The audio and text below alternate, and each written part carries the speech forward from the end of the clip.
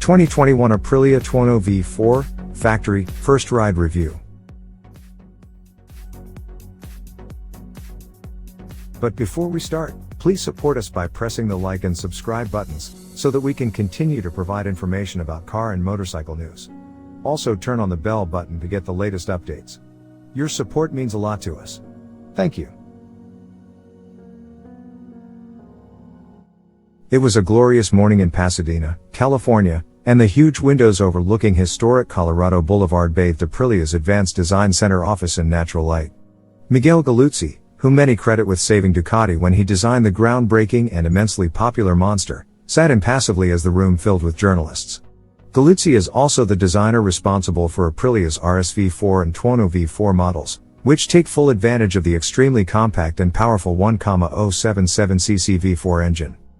Galluzzi explained that the Advanced Design Center allows his team to sit at the heart of the North American market, where proximity to a diverse group of riders and their viewpoints can be fed directly into their design process, fresh and unfiltered. The latest CAD technology and 3D printing allow design ideas inspired by feedback, coupled with cutting-edge advances trickling down from Aprilia's factory racing team, to be prototyped and tested more efficiently than ever. The result, we are told, are the most advanced Tuono models yet, a combination of incremental updates designed to improve handling and accommodate a broad spectrum of riders' needs. The V4 engine is now Euro 5 compliant, and with some tweaking Aprilia has managed to match the outgoing model's performance. Claimed peak horsepower is 175 at 11,350 revolutions per minute and maximum torque is 89 pounds-to-foot at 9,000 revolutions per minute. Influences from the racetrack include a redesigned fairing with integrated winglets and enhanced geometry to improve handling at the limits, as well as a new inverted swing arm designed to improve traction at the rear wheel. The updated seat is wider, longer, and surprisingly comfortable. A new sculpted fuel tank looks gorgeous and maintains the same 4.9-gallon capacity. The Tuono V4 gets an improved 5-inch TFT dash and new switchgear. The headlight array features the triple LED headlight and a DRL configuration common to the rest of the Tuono line, with the addition of cornering lights. Despite being nearly identical on paper, the new Tuono V4 models are quite different in terms of experience. Track rats will be happy to hear that the V4 factory model is still an out-and-out naked maniac, and is the more expensive, track-focused of the two. The street-focused Tuono V4 represents a new direction, designed to go places carrying more than just a rider and a bare minimum of gear. The factory version is now fitted with Öhlins Smart EC 2.0 semi-active suspension and a new Magneti Marelli ECU, controlling fueling and a full suite of electronics. 4 times faster than the previous ECU and fully integrated via ride-by-wire throttle and a 6-axis EMU, the new setup promises more precise and programmable handling for road and track. There are 3 preset and 3 track-oriented, user-programmable riding modes, and a host of adjustable rider aids, including traction control, wheelie control, launch control, engine mapping, engine braking, cornering ABS, cruise control, and an up/down quick shifter. Sighting astride the factory, it feels much more compact than might be expected from a leader bike.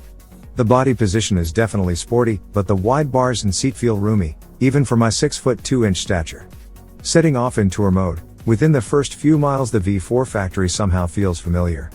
Even on the highway leading us to the twisty mountain roads, it is impossible to completely open the throttle for more than a moment before running out of road, and any true test of the factory model would require a racetrack. Throttle response is immediate, but initial ham-fistedness is miraculously smoothed out before I can get myself into trouble and I throw the Tuono into the turns with some confidence. Steering is light yet purposeful and exact, the front wheel holding its line despite less than perfect surface conditions.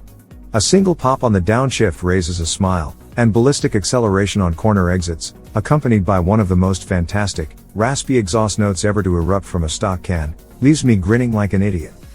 Both models are fitted with Brembo M50 monoblock front calipers, which offer progressive feel and no braking capability.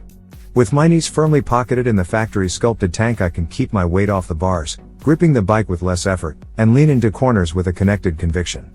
Comfort and ergonomics compare quite well to rivals like the KTM 1290 Super Duke R and Triumph Speed Triple 1200 RS, yet its sport bike credentials remain intact.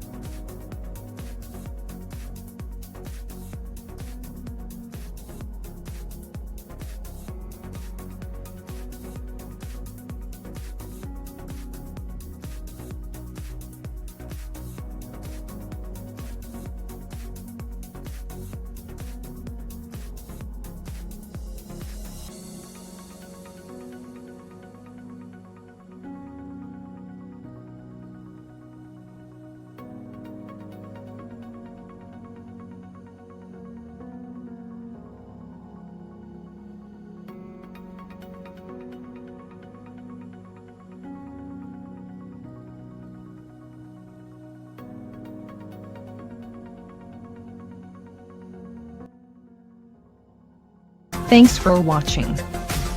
Drop a like, leave a comment, And don't forget to subscribe to watch more videos like this.